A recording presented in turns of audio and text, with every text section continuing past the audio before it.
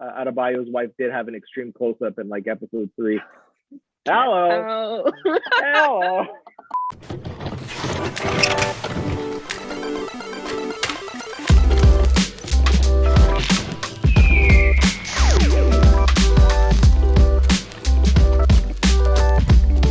Hello and welcome to the Lunchbox reviews. We are doing Peacemaker episode 6, Myrn After Reading.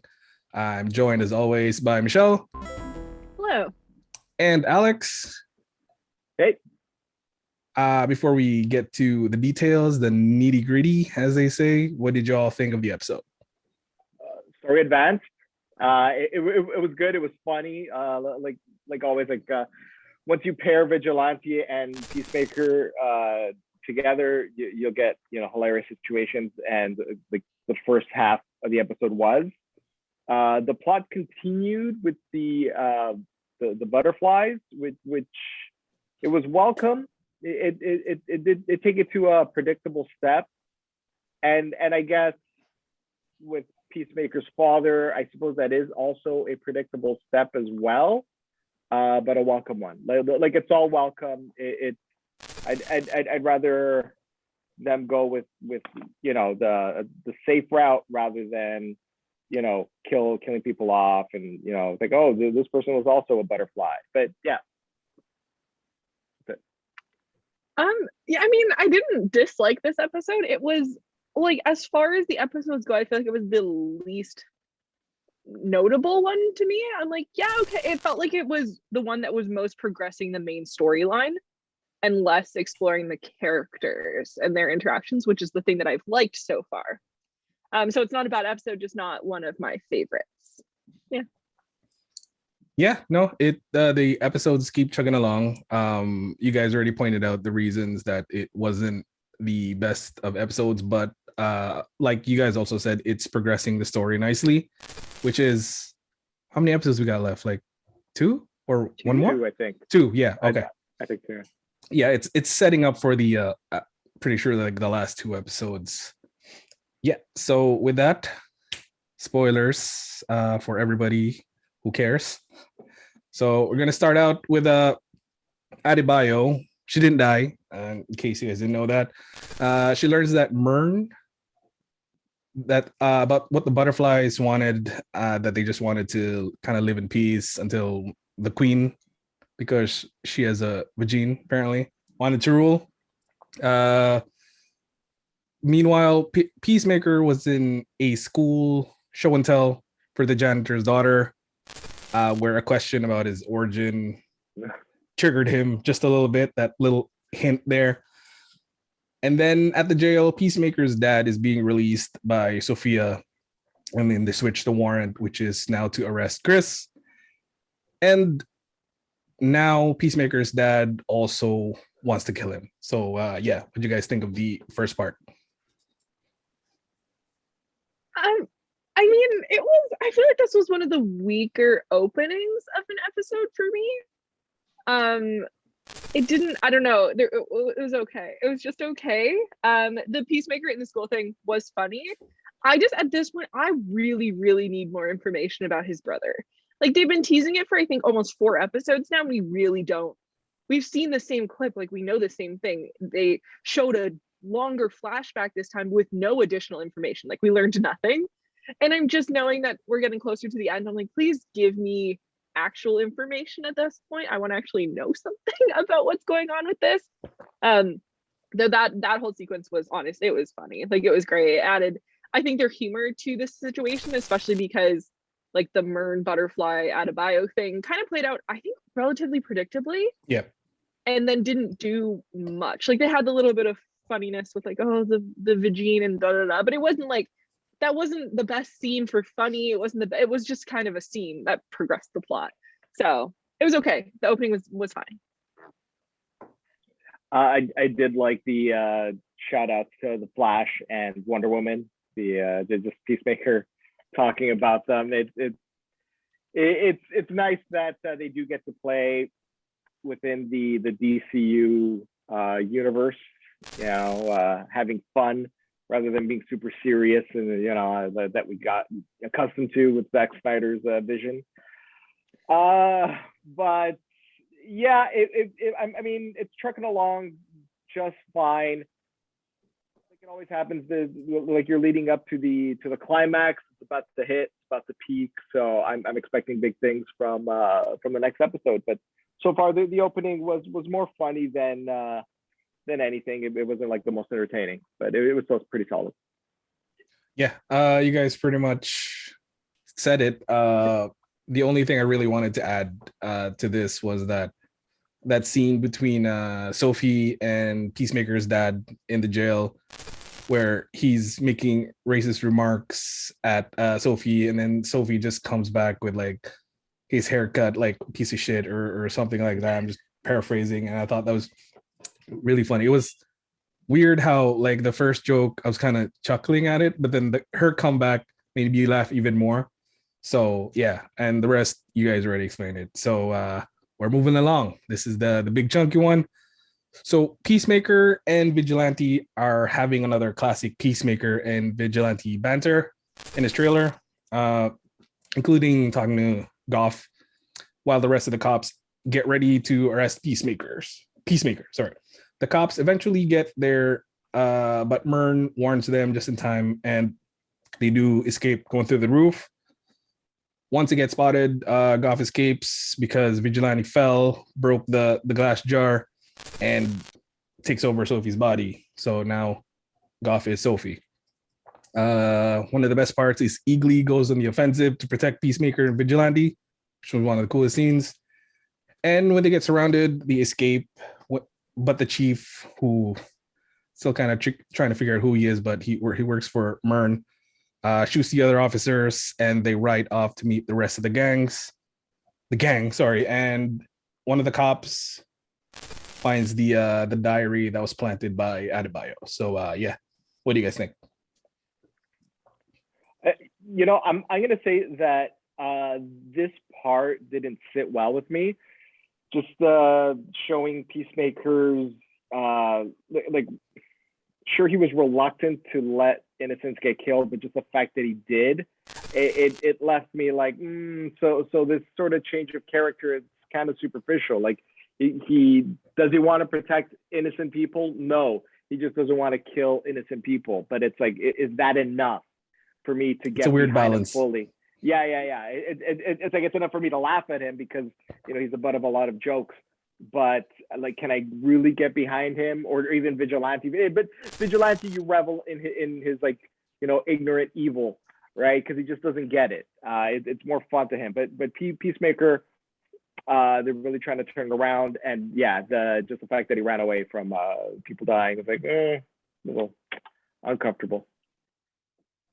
I'm so glad you said that. You hit the nail on the head. I was wondering what about this scene didn't sit with me. Like, I was like, this scene's so fun. It has all like the pieces of a good scene. Because like Eagly with the scratching out eyeballs and going nuts, amazing. The banter between Vigilante, Peacemaker, 10 out of 10, always my favorite. But I was like, why at the end of this scene did I just not like it that much? And that I think is exactly what it is. Because there's that moment when they're running away, and then there's the two officers that like have them quote unquote surrounded. There's two of them, whatever. And we see those officers just get super shot by like the weird chief guy. And that scene was really kind of uncomfortable because there's the one officer who's like begging for their life, and it's like very authentic. Like, it's not funny. Like, they're not making it funny. It's very serious.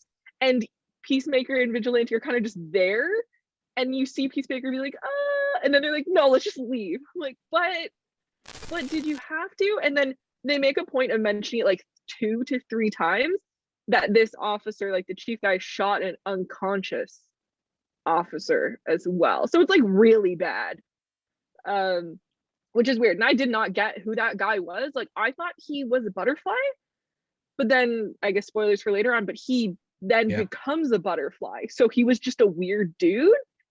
And that confused me as well, because who is he then?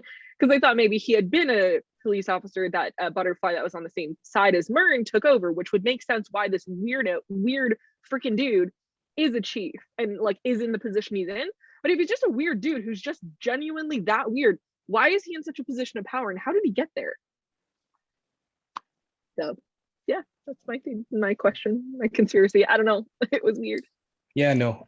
As fun as it was watching Eagly just destroy Officer, again, we go back to the point that Alex made earlier. There's this kind of fine line between Peacemaker deciding what he did, because lately he's on this thing where he protects now, right? He's not just gonna kill to kill, and that was weird for me.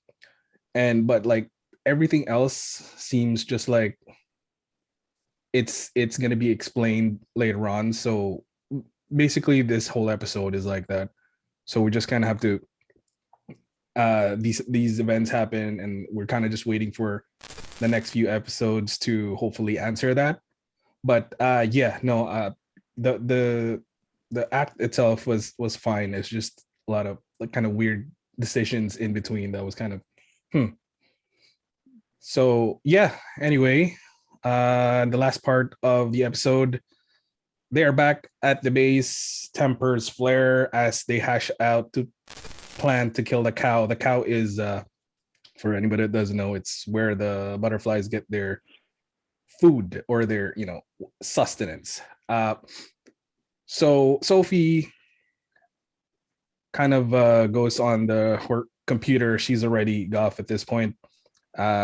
She does something in the computer and it's all alien language and goes to communicate with the rest of the butterflies. Then she ends up in a field, and all of them come with their cute little ships for each individual butterfly, which is kind of cool. But this ends up being where they go back to the police station and take over all the officers and inmates, and now they're butterflies. Meanwhile, Peacemaker's dad is in his little basement thing where we see him suited up as the White Dragon for the first time. Then while that is happening, Hardcore gave Peacemaker a gun with the Peacemaker symbol, whatever. And, this was another conversation between Hardcore and Peacemaker about kind of just killing. And the way the episode ends is the police go on TV to announce that Peacemaker is now a wanted man. Oh, and before that, Peacemaker started playing piano, which was, for some reason, it worked, even though it was like a minute and a half long. So yeah, what do you guys think? Somehow the musical interludes are so good in this show. I don't know why. Wasn't it Home Sweet Home by Motley Crue? Am I wrong? I did not recognize the song. Okay. No, I didn't. Yeah, I'll speak on it because it's not too positive, actually. Like, see, it's all coming out. Like, just talking about it, it's like, oh yeah, you know what? I didn't really like this episode because like I think. All right, let's start with what I liked. I liked that Peacemaker's father has his gang. He's putting on the suit because they teased it a few episodes ago, and now they're all getting ready to go to the convoy rally in Toronto. No, wait, no, they're not. Those are other people. Politics. No, that's not it. Yeah. Oh, that's crazy. No, but like it's leading to something cool because I have a feeling the like the costume and like he's got, he can fight. So to see him face off against his son, it's gonna be interesting, especially the conflict involved. The thing I did have a problem with was that the butterfly scene was really cool, but it was really undercut tremendously with the huge shift in tone. And they have a word for this. It's called bathos with a B. That when you switch moods in a story to make it trivial or ridiculous, and by that it's when they were all smiling and grinning like idiots. And it's like, oh, okay, it's funny now, but all these people friggin' died. They all got killed brutally by having this stuff, jammed in the throat, and like, oh, they're smiling because, James Gunn, you got to stop it, okay? Like sometimes it's hit and miss. This one was a huge miss. It was a huge whiff. Just no. no, I didn't like it. It did, because it was like right at the end. It did really like put a sour mood on the episode in general. But yeah, that's me. Huh. I actually kind of disagree with you on that. I understand the why you don't like, but I actually like it for that reason. So the butterfly scene was my favorite in the episode.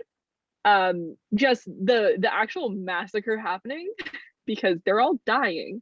Was he like that was insane. That was insane. I actually really liked like in seeing the butterfly actually go into Sophie, like how bloody it was and like all her just it was gross. And then seeing it happened to all of the other officers, everybody else, and then they're all walking around covered in blood. That was cool. That worked for me. I actually thought the smiling thing worked because the first thing that Goff or whatever his name is says when he takes over Sophie is how it's weird smiling in a different body. And he actually makes a comment about like how weird it is to control somebody's smile. And so then when it calls back and they're all smiling so sketchy and weird, I actually really liked that. Like it just felt not funny, but it felt like off-putting. Like it felt just not creepy in a scary way, just like creepy in like a I don't know, like a I don't know what I'm trying to say, like a like you know what I mean? It was off-putting. It's the word I'm coming up with. Well, I mean, it is a callback. Unfortunately, it's a callback to like a funny scene, so it resonates in a funny way, and it shouldn't. And like that, like to me, it's a huge clash in mood. That's it. But yeah, the rest was really cool, like you said, like how gory it was and everything. They should have like to me, they should have just cut it there. Like don't have the slow walk like Reservoir Dogs style. Just send it. It's fine. They're all taking over. Cool. I am sad to see Sophie be a butterfly, though. I just need to say that because I really like her as just a character. Yeah. And so now that she's, cool. I guess, like the one of the big bads, like she's the leader of these ones. It's cool to see her do that, but I liked her as a character. So like, rip to her because she's dead. I kind of agree with Michelle on this one. I actually really like the scene, and the way I interpreted the smile was just whatever. This is just in my kind of headcanon, like whatever their plan was, it was just let's do it. Let's start now. This is how it goes. We got this small army, and that smile was just kind of meant to, here we go. Let's do this now. And you see it with the other scenes, how they're also kind of preparing to kill the cow, but this is going to happen. So it's going to be like a big bloody fight. And that's how I looked at the scene. But Alex does also have a really point where the mood changes a little bit. I liked it in my head, but I know what Alex was talking about. And it was where, yeah, that is kind of weird how it just changes like that. But I liked it because I'm probably just a weirdo. So yeah. But yeah, so that is episode 6 of, oh, sorry. I have the big question. Yeah, I have not a big question, but a question Mm-hmm. that I just want to like draw everyone's attention to. I don't know if it means anything, but I'm curious. I love the opening sequence, the dance sequence. I have watched it more times than I've watched the episodes. You know, like I've watched it a lot. And the thing that I'm actually really curious about, if it was intentional or not, is Adebayo's wife is at his right-hand side at the front. She is right up there in front of all the other characters. And she has had no, like she was in this episode a teensy bit, but she's not been in the show like at all. So I'm just really curious why she's like right up there in front of Hardcore, in front of like the only people that are like at the, like it's Vigilante, her, Adebayo, and then I can't remember who's on the right hand side, but like there's other characters that are more important than her that are dancing behind her. And I just need to know why that was a choice. Because she's not even the best dancer. Because arguably Vigilante is the best dancer. Yeah. No, Vigilante is actually like sick. If you watch him in the background of some of the other scenes, he actually seems to I think he can actually dance. Like the actor can dance. But I don't know. I had to point it out. It's bothering me. I was just gonna say Adebayo's wife did have an extreme close-up in like episode 3. Hello. Oh. Hello. Oh, sorry. Continue. Well, without question too, because we know that Judo Master is on Peacemaker's shoulder, like at the end of the dance scene, right? So Mhm. I don't know if James Gunn actually planned it, like, because he even in interviews he said like, I want you to guys to watch the opening sequence over and over again, like every episode. I don't want you to miss the opening sequence. So maybe he is alluding to something that might happen in the last two episodes. So yeah, that is the big question for everyone. What do you think? Do those mean anything? Are they gonna we're gonna see them happen in the last few episodes? Let us know. And with that, that is the end of our episode. Thank you so much for joining us. Please do those YouTube things, like, subscribe, and all that. Once again, I'm joined by Michelle and Alex, and we will see you again next week. Peace.